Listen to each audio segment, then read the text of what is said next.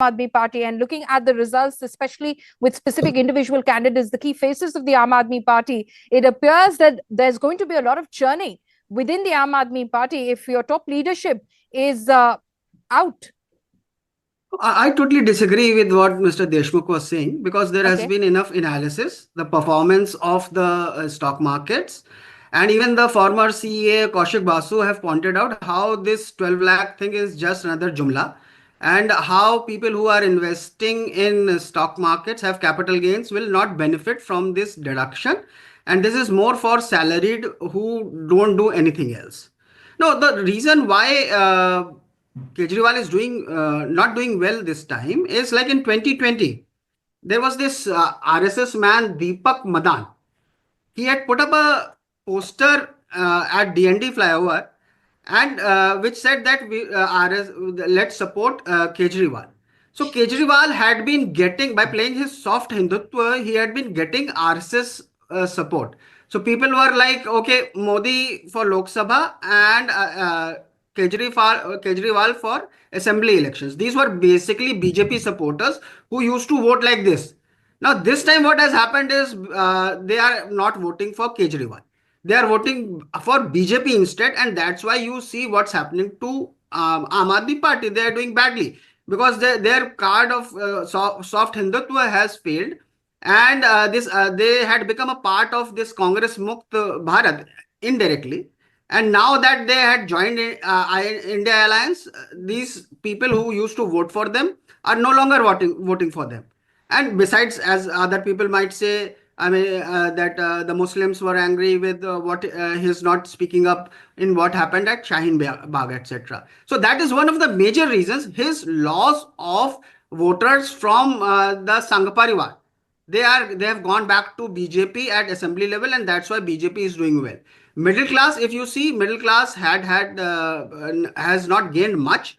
It has already shown its that it's not happy by Sensex falling and everything. So this story doesn't Nirmala Sitharaman getting any credit for BJP getting voted in is a false story, and nobody falls for it. It is this. It's the loss of soft Hindutva votes, the RSS people who used to vote for Kejriwal, that is causing his downfall. And it's a wake-up call actually for people who thought that they can write off Congress.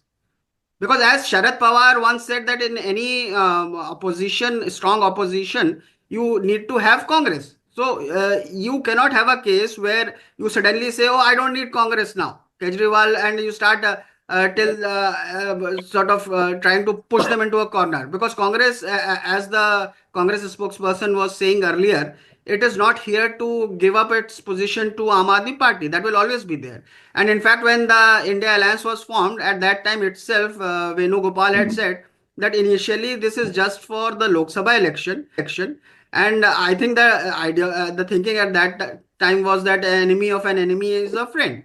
But now maybe it's Congress has realized that Kejriwal is more of a Matlabi yaar. He didn't stand with Congress in Haryana. He has been trying to damage them in other states also.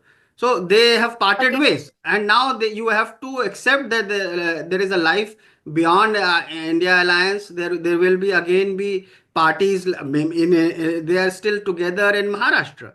They may be criticizing. Even Akhilesh Yadav has said that I am supporting Arvind Kejriwal in Delhi. That doesn't mean that I am against Congress in Uttar Pradesh. Okay, is a senior journalist. Mr. Mishra, I'll take it from there. नाक की बात हो जाएगी अरविंद केजरीवाल के लिए if he loses this election from his own constituency of New Delhi, sir.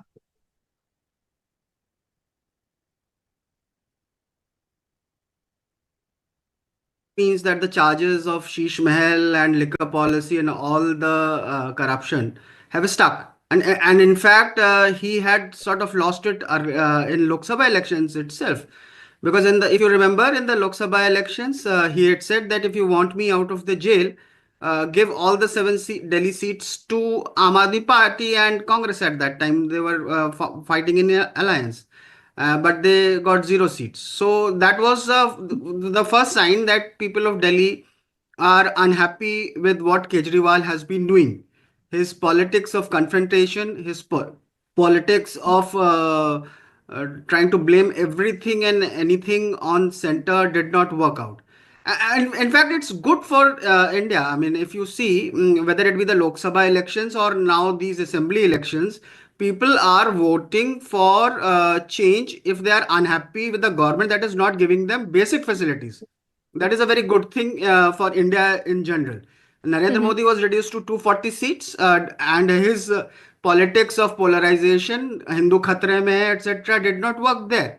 And in Delhi elections, if you see what is BJP saying, that we will give the things that Modi used to call reveries is what BJP is also banking on to win these elections, and is actually the same thing had happened in Maharashtra also, where they and Madhya Pradesh, where they had to offer all these schemes to attract women and voters and the poor voters. So for the Janta, it is good news.